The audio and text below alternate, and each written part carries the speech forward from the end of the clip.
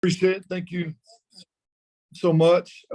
Tim, just honored to visit with you guys this morning. I don't by any means feel like I'm an expert in the subject any more than anybody else.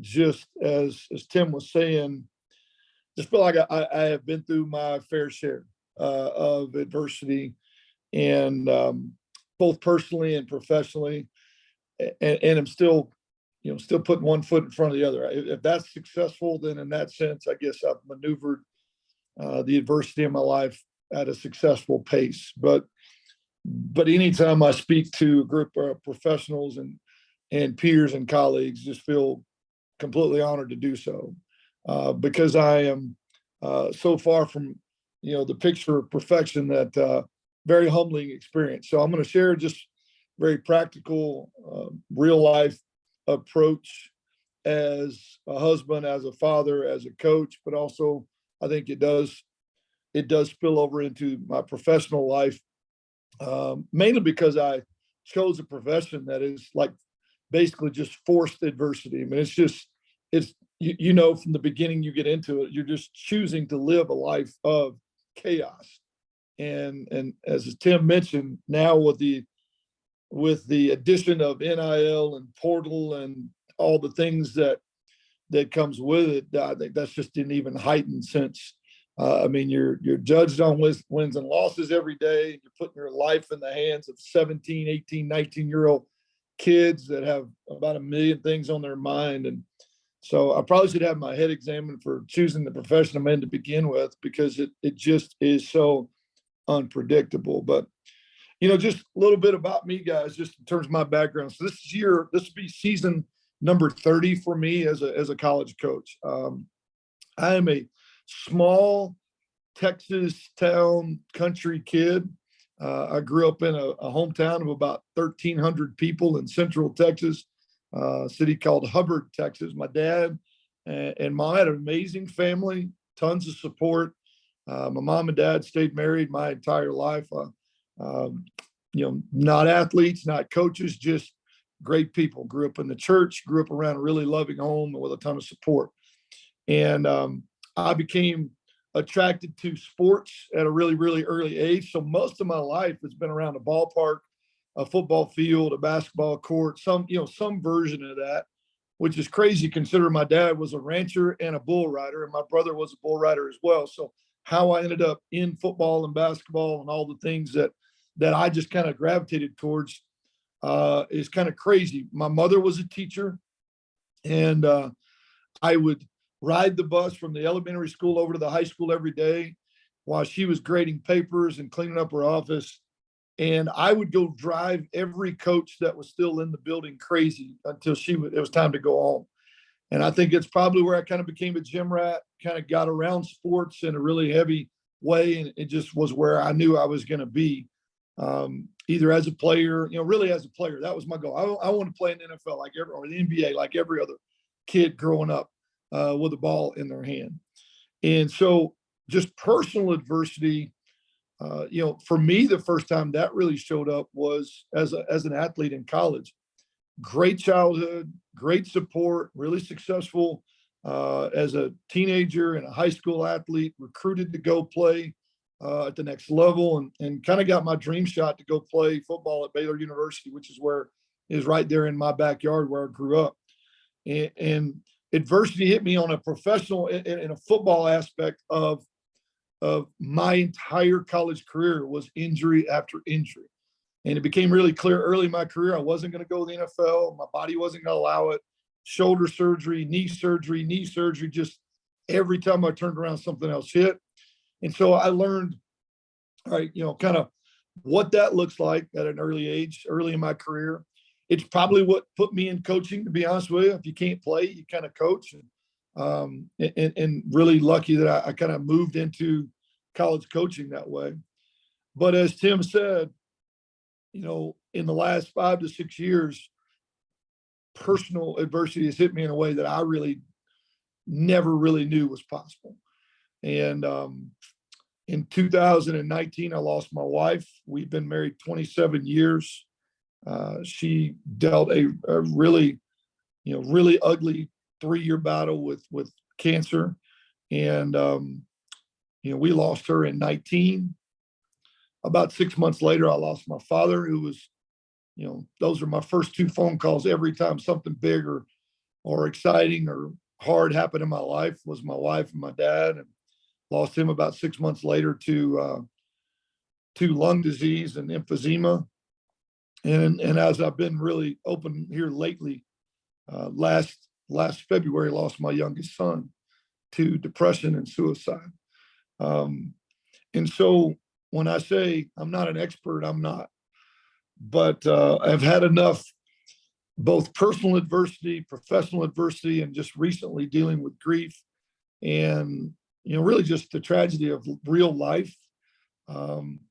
Have been in a position where I've had to continue to do life when I wasn't at my best, when I walk with a limp a little bit.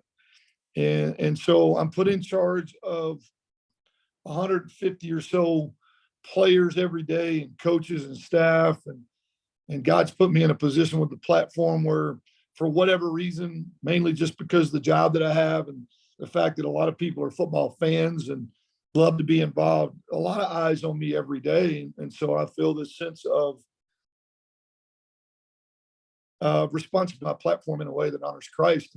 And in that, I've always taken the approach, it's really easy to honor him and thank him when things are going great, when trophies are being raised and you're having the ticker tape parade. But I've always felt it's even more important and even more of my responsibility to honor and praise him when adversity and tragedy in life happen. I think it's even more a responsibility and important for me to focus and shed light on him when things go wrong, when things aren't perfect, when it would be really, really easy to be angry and frustrated with God and with life. So that's kind of the platform that I come from. That's kind of my background, and kind of as I visit with you guys and just kind of share my heart with you. I'm not a speaker. I'm not a professional speaker by any means, and I'm definitely not a counselor or, as I said, a professional as it pertains to some strategy for adversity. I just real life situation as a husband, father, as a man, and then as a football coach. So I'm going to share just kind of a my very practical approach as I kind of maneuver when life happens, and also kind of how I share with our players and our staff. And I kind of keep things in 3s or 4s. I assume that most of my players are just like me. They struggle to keep up with a lot of different points. So I kind of tend to do things in 3s or 4s. And maybe it's just because I'm simple-minded. And if you get past that, I'm probably done. But I kind of keep this in a 3-step process in terms of how do I deal with adversity in a way that allows me to still, put one foot in front of the other and continue to do life in a successful way or in a, I don't know, survivable way. Maybe that's a better word, survivable way. And I think the first thing is just really my mindset. And in this sense, I tell myself, I tell my players, I tell my kids to expect and anticipate adversity in your life. Don't be surprised by it. And I don't say that in the sense that I want to have a chicken little approach to life. I don't want it to be a gloom and doom that life is bad and the shoe's about to drop. Nothing good's going to happen. I don't mean it in that sense. I just think a very realistic, very honest approach to life. The scripture tells us that adversity is absolutely guaranteed. The first chapter of James tells us to be thankful and praise Christ in adversity, which is really difficult to do, but it's an absolute guarantee that adversity is going to strike us at some point in our life. It's not if, it's when. It's really when does it hit, how long is it's going to stay? And I think to some degree, we get, if we have this a naive view, I guess, of life, that that won't happen to me. And I've been victim of this too. I mean, I'll be honest with you. I remember feeling when my wife called me and when she was diagnosed with breast cancer, I remember to some degrees like, wow, that's something that happens to somebody else.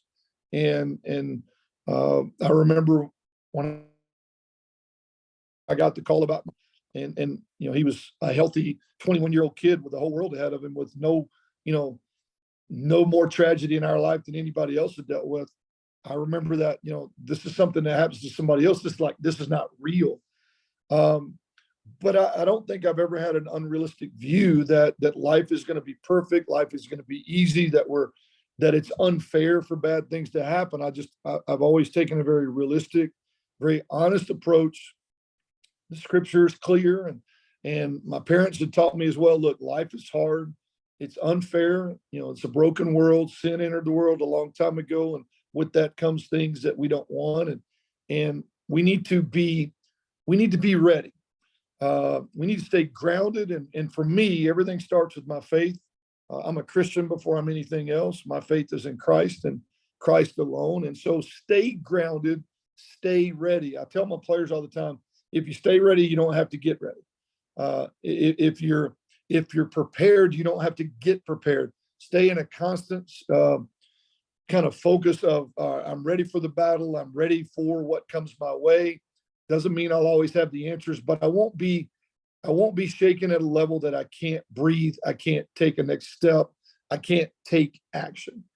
And so I think the mindset that we kind of take daily is really, really important. Am I prepared and am I ready, or am I surprised and shaken and shocked? And so I try to stay grounded in my faith on a daily basis, stay close to Christ, and lean on him on a daily basis, and be in a position and in a place where when life happens, that it didn't necessarily surprise me in a way that it might have if I wasn't in that state. So I know that's kind of a very probably simplistic view, but I just feel like for me and for our guys, it carries over to football for us. You're going to have a bad play. You're going to get a bad call. The ball doesn't bounce the same way all the time. We're going to have an injury we didn't expect. We're going to lose our starting quarterback. The official's not always going to be fair. Life is not fair. I mean, try to take that approach both professionally and personally. You're going to get that phone call from mom. Dad's going to get sick. Girlfriend, you're going to have trouble with the girlfriend. Those things are coming. Stay at least grounded and ready for real life to happen. And then you have a chance to be successful in that case. Kind of step two for me is to have a game plan. I mean, we plan everything in this sport and in this profession. We plan every meeting. We plan every practice. We script every play, every defense, every drill. I mean, this might not surprise you. I don't know. Fall camp doesn't come up till August 3rd, and fall camp is already scheduled. It is already scripted.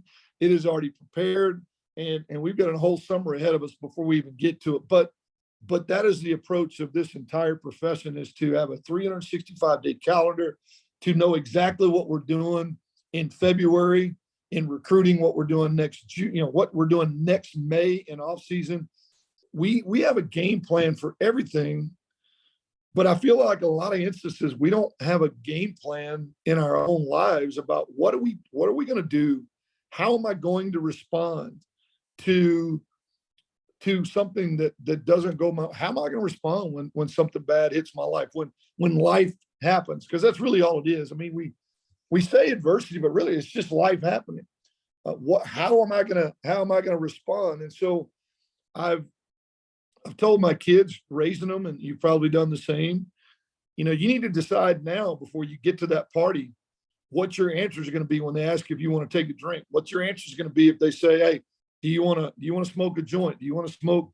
Do you want to drink? Do you want to party? I mean, before you go to that environment, I told my daughter, before you ever go on that date with that boy, you need to have already decided where the line is, and you have already have said no in your head before you end up in the emotions of the event. And I think we need to have already decided, I need to have already decided what my game plan is when real life adversity hits me. When I get that phone call I didn't want, when it doesn't go my way. And really, if all I've decided was, number one, quitting is not an option. Making excuses is not an option. Blaming others is not an option. I will fight. I will stick this out. I will be active in the process. And I think, even as generic of a game plan as that is, a conscious decision before something really, really difficult comes my way, I think it sets us up for a chance at success.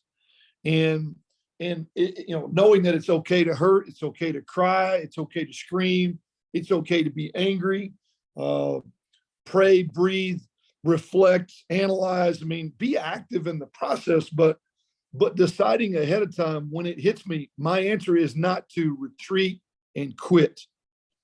And there's so many people in society that their answer is immediately to blame others, make excuses, and literally quit. I'm not doing this. It's too hard. And if we take those approaches, which is what a lot of people in society and a lot of places in society tell us, then we're never gonna come out the other side. We're gonna give into it. We're gonna cave into it, and we won't be productive and be able to move through it, process it, heal from it, and come out the other side. So just having a game plan and deciding ahead of time, my response is going to be to fight, be active in the process, and tell myself right now, there is no option that says quitting is okay. It's just not. And that gives me a chance. It gives me a chance to maneuver whatever it is in my life, whether it be professional or personal. The same way when my son is sick, my wife is, when I lose my job, those things, or in the course of preparing a team every day and games. I mean, when things don't go our way, injuries, calls, bounces, unlucky breaks. I mean, all those things, man. We're going to fight. We're going to analyze. We're going to process, and we're not going to quit on this. We're going to keep coming. This last year, having lost Kason, I thought I knew what grief was when I lost my wife and my dad. I really did. And what I found was I didn't even really have a glimpse of what grief really truly was. And having gotten the phone call last February of losing my son, I can tell you that grief hit me in a way that I didn't really know was possible. You can prepare and rationalize and see, a cancer battle and chemo, and you can, my dad had lived a long, happy life and was ready to go home to be with the Lord. But, if any of you, and hopefully you haven't, if any of you have buried a child, it's a different level of pain that is just really hard to explain. And, it would have been really easy to just kind of go in the shell and quit. But I felt like I had a ton of people, including 4 other kids that I needed to raise, and a ton of people with their eyes on me every day. And that, as I said, I needed to show Christ through my steps and my faith in him and my, really just reliance on him. And I needed to show these guys that when life happens to you 6 months from now, 6 years from now, whatever that may be, that the answer is to keep putting one foot in front of the other and keep fighting and doing life, even if that means I got a limp. And even if that means today I cry my way through the day. If today I'm I'm a little quieter than normal, or today you got to carry me a little bit more than you normally would, but staying active in the process and continuing to put one foot in front of the other. And I think the third and final step for me, and I share this with our guys all the time, is understanding that you're not alone in this. That you don't have to be this big macho strong guy that carries everything by yourself. I mean, you got a lot of weapons and resources at your disposal. If it's just simply leaning on Christ and the promises that the scripture gives us, that even in the midst of the storm, we're not alone, and that he'll never give us more than he can handle. I tell people all the time, I think we misinterpret that verse a lot, that, God won't give us more than we can handle. I disagree with that. He gave me way more than I can handle a long, long time ago, but he never gives us more than he can handle. And that I need to lean into him and the promises that I'm never alone, even when I feel the loneliest and I feel the most lost. He is still there, right there with me. He's put some amazing people in my path, whether that be my family, whether that be colleagues, peers, whoever that may be. I think if we look in our life, he's put great people, where two or more are gathered, ask, and it'll be given.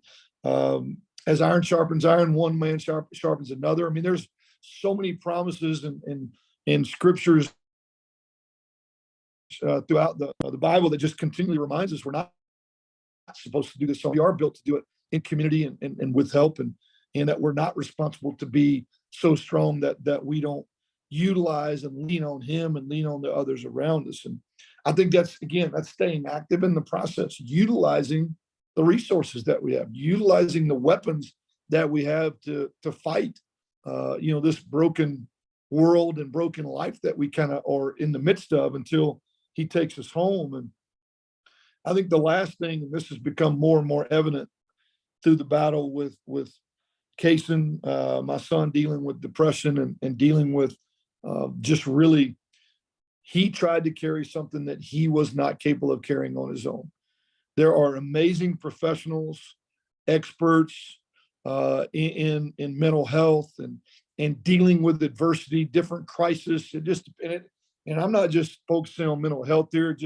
That just happens to be what's hit my life most recently. But who is in my path personally that I can lean on? And then, all right, seek wise counsel. Who's in my path professionally, if it needs to be, that can help me, fight my way, work my way, analyze my way, process my way through what I'm dealing with. And so realizing that it's not a sign of weakness to ask for help or utilize the help that God's put in our path. I just say, lean on him, lean on the amazing people in my path, and utilize the great resources that are available to process whatever it is that we may be dealing with. And so, that's my 3-step process to have a mindset going in just to every day when I wake up. I don't know what's coming today. I'm staying ready. I know that life could bring some really serious challenges to me today.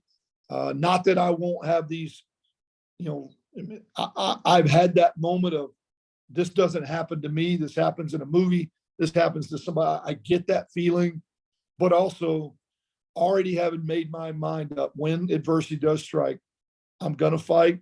I'm not going to quit. I'm going to have a plan. I'm going to be active in the process of recovery, active in the process of working through, move on to the next play. Is something we talk about all the time. You can't do anything about the previous play. You've got to go play the next one.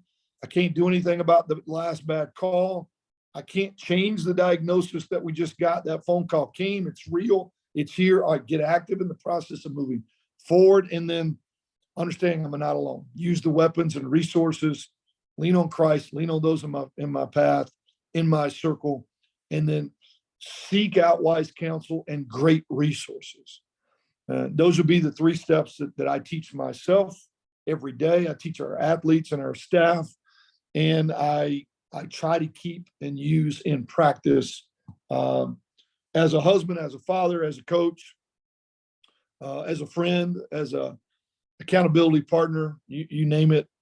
Those are the way I try to stay grounded and stay active and stay as healthy as I possibly can. And guys, I'll be just completely transparent. I am still in a very real season of grief. I do know that there's a lot of days I'm not at my very best. But I can't stifle and waiting to heal, and so I have to keep putting that one foot in front of the other, and so I know at some point that at some point it'll get better. It may never completely ever be like it was before, but I do trust in God's promises that He's carrying me. I've got some amazing people around me, great team and great group of kids that I get to work with every day. And I have more good days than bad. And so, with that, guys, that's just kind of who I am. That's a very transparent look at kind of what my processing of things that I'm dealing with and have dealt with, the way I communicate with our athletes and players and staff in terms of the adversity that we face every day, which I'll be honest with you, in this profession, it is a daily part of what we do. And it's been, what I feel like is our best chance for success. And we're fortunate. We've had a lot. We've been really lucky to have some really, really good years, but football is what we do. It's not who we are. It is the game we get to play, and we're really lucky to go to work and really get to kind of play for a living. But at the end of the day, we're doing life more than we're doing ball. It just happens to be the avenue that God's got us in. And amazed at how many young men walk in my office on a daily basis that, kind of life is crippling them. And so we deal with this a lot. And I feel like it's given us a chance to be successful. So with that, Tim, I would open it up to any questions. And I don't have a chat that's popped up here. So if you've got questions or something that you want me to address, I'd be happy to address more specifically.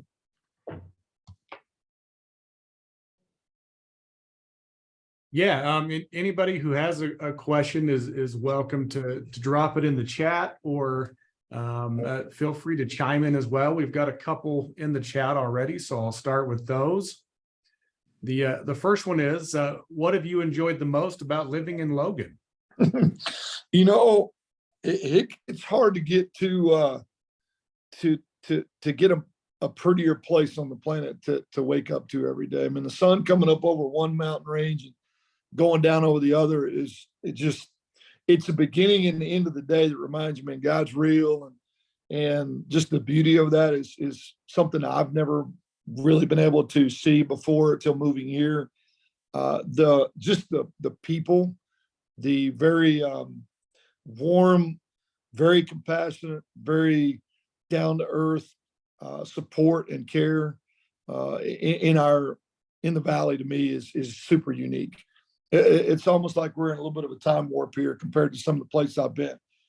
Just a super, very compassionate, group of folks here. And just for me, a lot of what, for the job and the profession I'm in, the opportunity to come to work at a place where there's really a passion and a fan base that loves what we do every day. That's super unique, and it's a lot of fun. It makes for an environment for us that's really enjoyable. That's not everywhere. It's just not in this crazy world and profession that I live in. This is a student base and a fan base and a community that really rallies around and supports what you do. It is unique, and it's felt, and it's appreciated. Excellent. And then just a comment here from someone. They said that your experience with your son and the fact that you lead young men daily has for sure made a difference in their life, and likely exponentially. and they just wanted to thank you for your truthfulness and for your honesty. You know, I have had to come to grips with finding purpose through pain, and just trusting that God is going to use, the pain that we're dealing with on a daily basis in a way that's way bigger than anything I can see. And I appreciate that it has been meaningful and helpful for you, because that's really the only way to find any way to make any sense of it. There's just no other way to do it. So thank you. An easy one for you here. How would you define leadership? I don't think that one's an easy one at all. That's a tough one. We There go was for some an hour on that. sarcasm there. This may catch you. The first word that comes to mind to me in true leadership is transparency. Inclusion, transparency. I think I see this in my profession. I'll just be honest with you. I know guys that were assistant coaches that became offensive coordinators, defensive coordinators, and kind of were put in a position of leadership, and even become head coaches, and they change completely. Their ego takes over. They become this person that they weren't. They become this, everybody works for me. I'm the boss. Everybody bows down to me and makes me happy. And I take a completely different view. Christ came to serve, not to be served. That to me is leader. He is the ultimate example of leadership, and in the sense that, the guys here work with me, not for me. Now, obviously, at the end of the day, I got to make the final decision. I get it. I'm in a position of leadership and responsibility, but it's my job to serve my staff and my players just as much as their job to serve me. And so, transparency and inclusion and really a sense of community is really, really important to me. I'm very open with our players and our staff. I tell them the truth at a level that even they don't like to hear sometimes, but I'm always going to be truthful, very, very open, communicate. And that's the way I choose to lead. Now, at the end of the day, if I have to make the tough decision, I completely understand that's my responsibility. But I think it creates an environment where people feel valued. I think it creates an environment where they feel like they have ownership, where their ideas and their innovative approaches and their perspective is welcomed. And at that point, it doesn't mean I will always do what they ask, or that I always will take their idea. A lot of times I don't, but I think they see a person that's willing to listen. I'm willing to say when I'm wrong. I'm willing to be open and transparent. And at the end of the day, sometimes I'll have to say, look, I really appreciate your idea, your perspective, but in this case, look, I have to make this choice. This is what is comfortable for me. It may not work, and I'm okay with that. But I think that is my sense of leadership: a transparent, open, very inclusive approach to leadership. Now, that being said, look, I have to fire people from time to time. I have to terminate people. I have to move a guy out of a starting role. That is still my job. I have to make that tough decision, but I do it, I think, in a way that is more inclusive and more about us doing it together, more with a service-minded attitude than it is that I'm the dictator of this ship, and everybody's going to do it exactly the way I tell you to do it. I don't think you're going to get the best out of people in that environment. I know that's a really long answer to a very short question, but I think it should give a glimpse of my leadership style, what I think is is best and what I think has a chance to get the best out of the people you're working around and with. Awesome. Thank you. We got another, just a comment here. Thank you for sharing your perspective. It's been good to hear your insight. We lived in Burleson, Texas, not far from Hubbard for 9 years with my husband's naval career. Our special needs son participated in USU's flag football program last summer with Coach Dave. It was truly an amazing thing for him. Thank you for having good people on your staff. And that was from Allison Fairchild. Yeah. Well, she knows what it's like to be really, really hot and humid and swat mosquitoes. They've lived in Burleson, Texas for very long. Another question, what does your 212 degrees picture on the wall talk about? I don't even know how y'all saw. Yeah, you see that. So that says, and this is something I picked up, I don't know, 10, 15 years ago, and we do utilize this thought process. So at 211 degrees, you have hot water. At 212 degrees, you have boiling water. Boiling water creates steam, which creates power, which can, in old days, I guess still can run a train, can run a locomotive. It can do tons of really powerful things. And so 1 degree of change makes a huge difference. And so we talk our daily goal here in our football program. We have one daily goal. We have three core values: selfless, tough, and accountable. Selfless is take strain from your teammates, act in the best interest of the program at all times, not just when you want to, not just when it's convenient, not just at football, but at all times, as a player, as a student, as a husband, as a father, as a teammate, whatever that is. Be selfless. Christ came to serve, not to serve. Be tough-minded, stay mission-focused in the face of physical, mental, and emotional adversity. Life is going to happen. It's coming. Adversity is coming. Don't be surprised. Be prepared, and stay mission focused.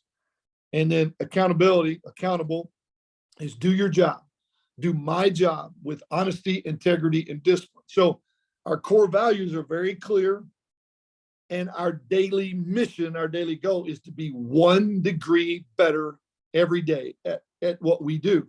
As a husband, as a father, as a player, as a quarterback, as a math student, as a professor, whatever it is, be 1 degree better. 211 to 212. That 1 degree goes from hot water to boiling, from no power to power, from it talks about how 1 degree can make such a big impact. So we that is our daily mission, and it comes right back to kind of that visual of watching a pot of water go from being hot to boiling and creating steam. So always looking for, I'm a very visual person.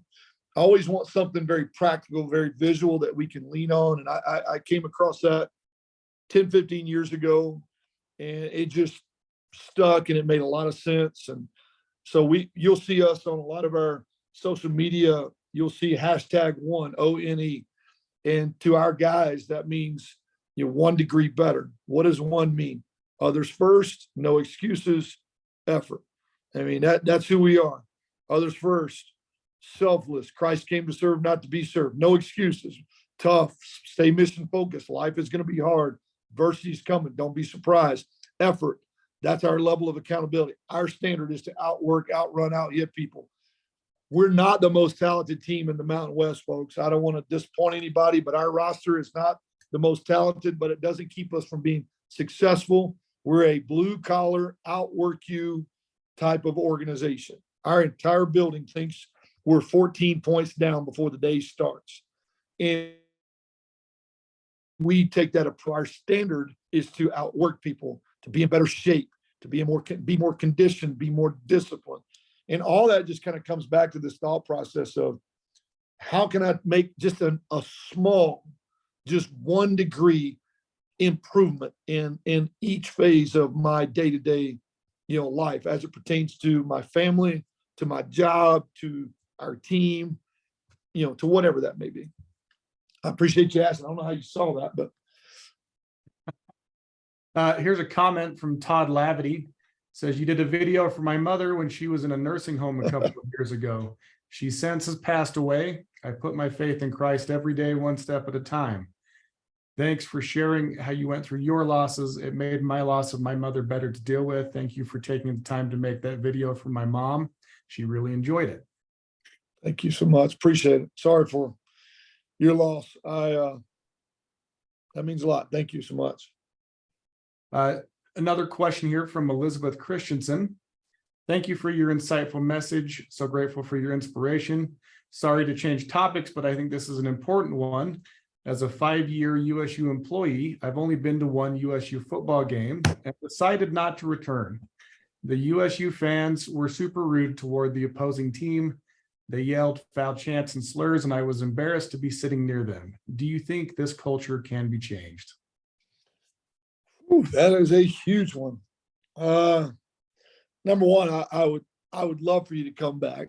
I don't know. I don't know. I honestly don't think it will change. I would like to think that our crowd. I'll be honest. I think our crowd is better than a lot of places I've been. For whatever reason, the arena of sports, brings out a tremendous amount of passion in a lot of people, which I love. Although, as you, I do get frustrated with how some of it, comes across, and at the line that gets crossed a lot. If you're, I don't know if you paid attention last year, but I battled with some of our fan base last year because they were booing some of my players who were struggling, and I always get frustrated with, just because you buy a ticket doesn't mean you can just say whatever you want to. I've always felt like, as a fan, the whole idea of being a fan is to support your team, and they need it worse. They need it more when things are going bad than they do when it's going good. I mean, if we're scoring points and winning games, it kind of, the momentum of that just kind of carries itself. It's when things aren't going good that we need those players in our staff base more than ever. I think you saw the ugly part of our game. And unfortunately, society is moving more in that direction, and I doubt it's going to change. I hope that didn't keep you from coming back, but unfortunately, I just think that is people's release. That's where they feel like they're a part of what's happening, and in a lot of ways, it crosses a line and goes from being passionate to being abusive in some cases, whether it be towards the players on our sideline, players on the other, the officials, the coaches, you name it, just the result itself. That's the hard part and the frustrating part of what we do. Coach, I'm going to interject a question of my own here, kind of building off that. Okay. You mentioned there she kind of saw the unfortunate side of athletics, that maybe negativity that does often come out at games. What are some, obviously you're a bit busy on game day, but can you touch on maybe some of those things that are also happening in every game that are positive? Well, I think the positive way outweighs the negative. I really do. The arena of sport, to me, is truly amazing. You can get 60,000 people, 110. You go to the University of Tennessee, there's 110,000 people in stands, and you got every size, shape, background, color, demographic known to man, all pulling together in one place. And that just doesn't happen in society. It just doesn't. It breaks down barriers that can't be broken down any other way. It teaches lessons that really are difficult to teach in any other environment. It builds character in ways that just I look at the military and I look at sport as two of the best teachers, really in our society. Just what it feels like to accomplish something, what it feels like to be a fan and be a part of something. You look back 2 years ago, that 11-3 season, that was a healing process for a lot of people. Coming out of COVID, things had not gone well. We've been sheltered and stuck inside for a long time. And I can't tell you how many people talked about just what that season and the energy from that and the fun and the family environment, the opportunity to do things with their family, to cheer. There's just so many positives. I get that there's some ugly in anything, but I do think the positive so outweighs the negative aspects of what we do and the lessons learned. And the real evidence is when you see, these kids 15 or 20 years down the road doing amazing things with their life and looking back and saying, Coach, man, I appreciate what you taught me. I appreciate you, sticking with me. I appreciate that opportunity. So I guess with anything you get some good with bad, but I think the good is so outweighs the negative sides of the injuries, the foul approaches and the length. I mean, I think it way outweighs that in so many ways. We have a comment from Brenda Rust. She says, thank you for being so faith-filled and willing to share your journey through life, leaning on faith and hope. Each day is a conscious effort to move forward, whether through sunshine or rain.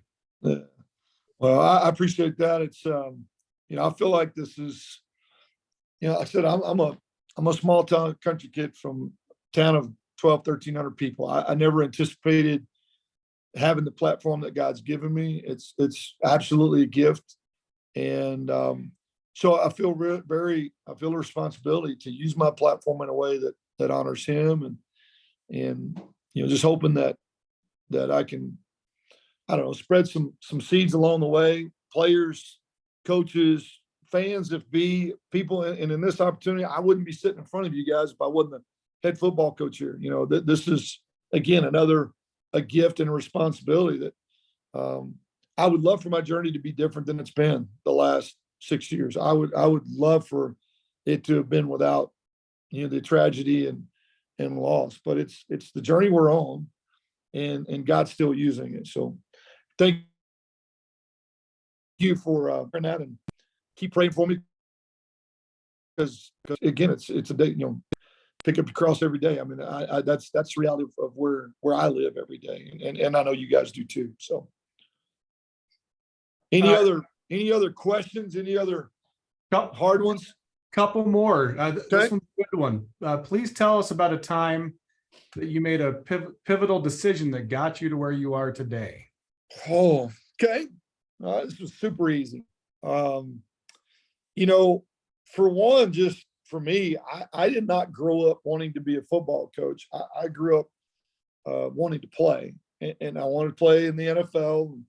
Clearly, somewhere during I thought I was going to go into design and architecture when I was at Baylor. That was my focus, was to play ball, go to the NFL. Wanted to either get into graphic design or architecture, somewhere in that phase. I was really a visual guy, and probably one of the first most pivotal decisions was to really kind of change that thought and get into coaching, because it wasn't what I'd always planned on doing. I had a really, really influential coach that kind of mentored me towards the end of my career. A guy by the name of Blair Philbrick was on staff when I was playing. I'd gone through my second knee surgery at this point. I'd had a shoulder injury and 2 knee surgeries in my life. I was still playing, but it was a little bit of a wobble to my game at that point.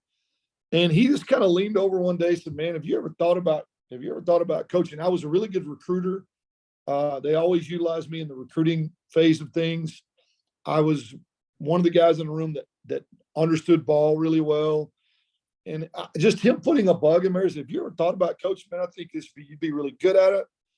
And me choosing and kind of listening to him and kind of listening to God through him, like, hey, man, this might be. So even getting into coaching was literally somebody speaking into me. And I felt like he was a great, great, amazing Christian coach that I looked at him as like, man, I'd like to be for players what he was for me during my toughest time of my career. So that was probably the first one. But more specifically, like sitting here as a head coach, in 1999, 2000, 2001, I got my first Division I coaching job. I was the running backs and then receivers coach at the University of New Mexico. I was in Albuquerque working for a guy by the name of Rocky Long. I was, a good assistant coach, recruiting, working my tail off for him. And an opportunity came along to basically take almost a lateral or downward move professionally to move into a coordinator's type role. And in the coaching profession, you've got assistant coaches, you've got coordinators, and you've got head coaches. And, there's only 133 Division I schools on the entire planet. I know that may seem like a lot, but when you consider how many billions of people, it's a really small environment to begin with, a very elite group, very small, very competitive group. And so being willing to step down to maybe go up was a really critical decision. Wasn't an easy one. It wasn't this big, huge pay raise. It was honestly even less money and probably even a little bit of a lower status type position, but it was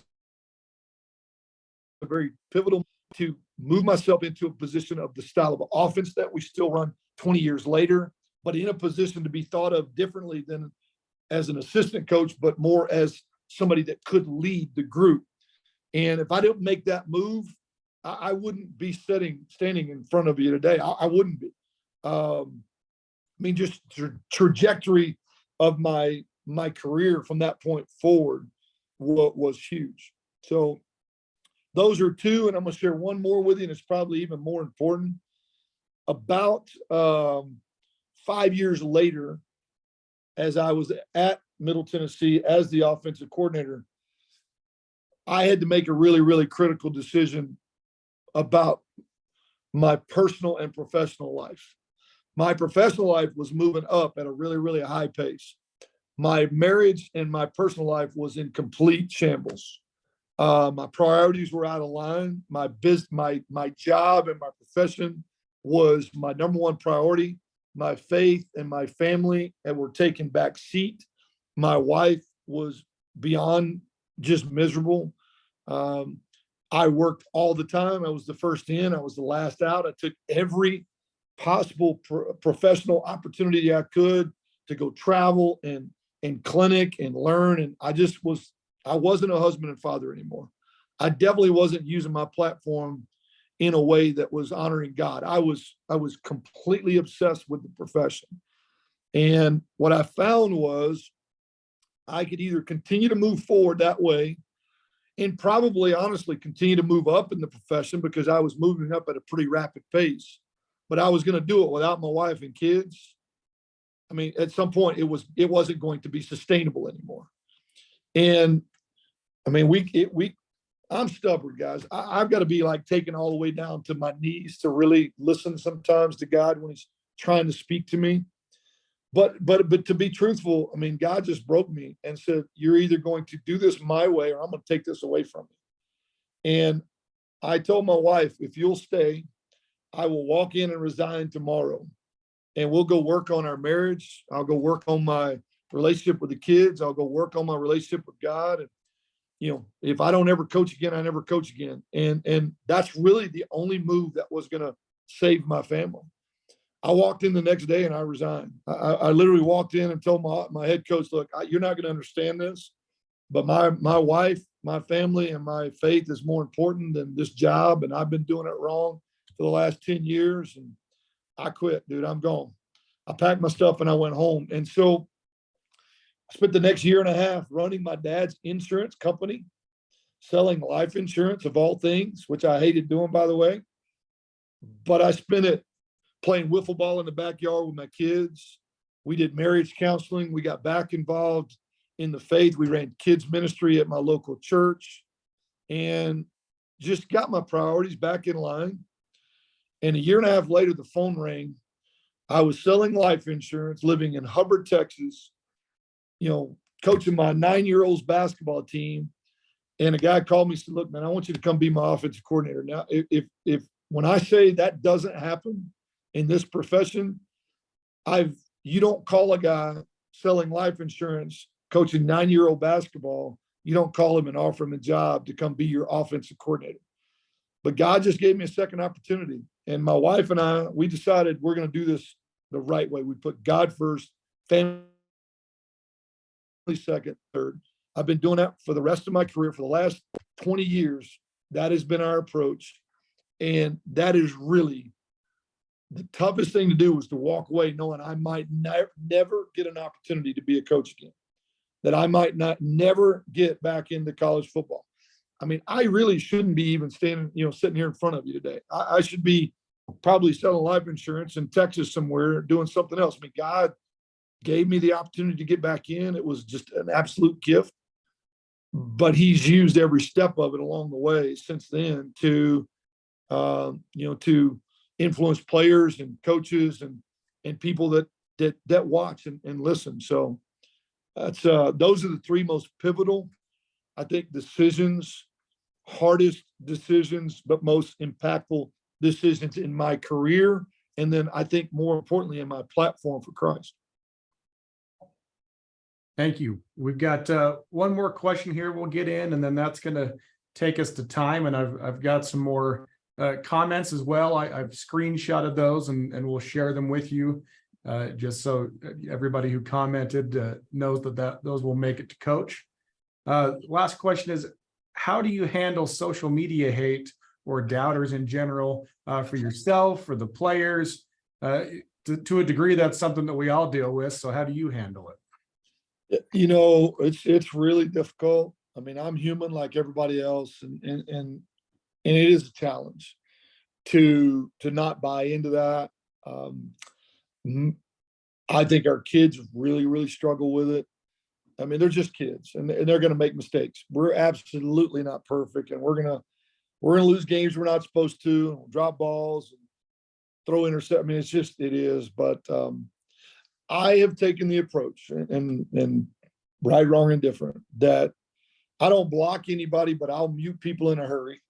I don't want them to get the satisfaction that I blocked them, to be honest with you. They don't know that I muted them, so they can just speak to the wind all they want to, but I don't see it. But I don't block people. But really the approach, I've had to take this approach that I know that I'm not in control. God is in control of my path, my steps are his. That if I do things in a way that I believe honors, I cannot worry about some crazy dude sitting on the couch in his mom's basement that thinks he should be doing my job. And I'll tell real quick, to every opportunity to be a coach if you wanted to. I mean, you could have got a whistle and you could coach on the other sideline. And if you earned that right, then and you're a peer and you're in my profession, then that's fine. Maybe I'll listen to what you got to say. But hey, man, if you're changing tires at the local gas station, I mean, your opinion really does not impact my ability to feel comfortable about me doing my job or not.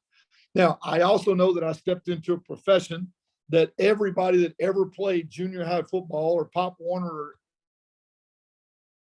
caught a pass in a school football game just assumes that they have some level of expertise. And social media has created an environment where you can be loud and anonymous.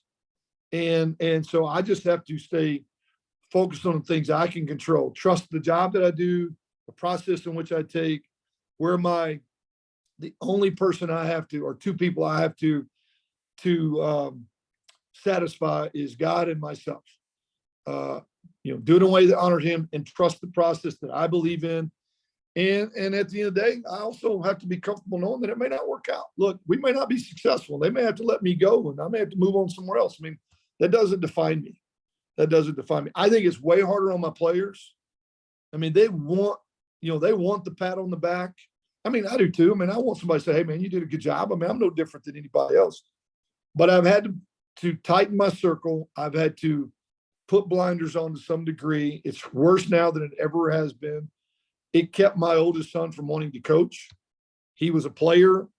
He was going to coach with me. And very quickly, he's like, Dad, I can't do this. I can't live in that world. And it is very, very difficult. I appreciate you, number one, recognizing that it is difficult and asking the question. It is a real challenge. I try to encourage our guys all the time, remind them that they can't expect validation. I mean, fan is short for fanatic. All right. I mean, the word fan is short for fanatic.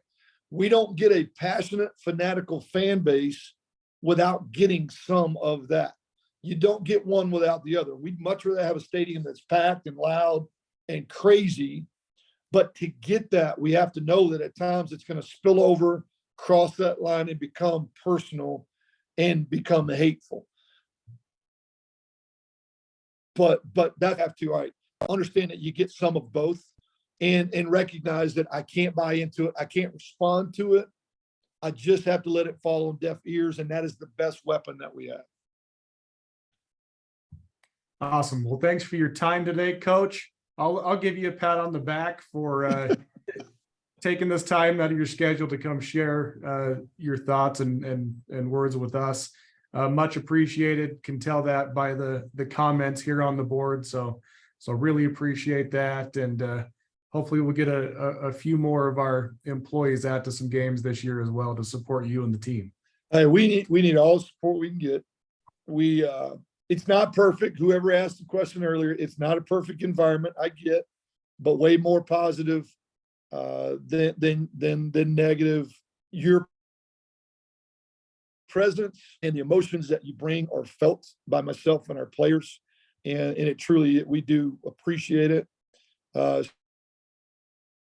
So yeah, I hope you do fun to watch, guys. I mean, we're going to be competitive and fun to watch. We want to win a championship. We want to win every game.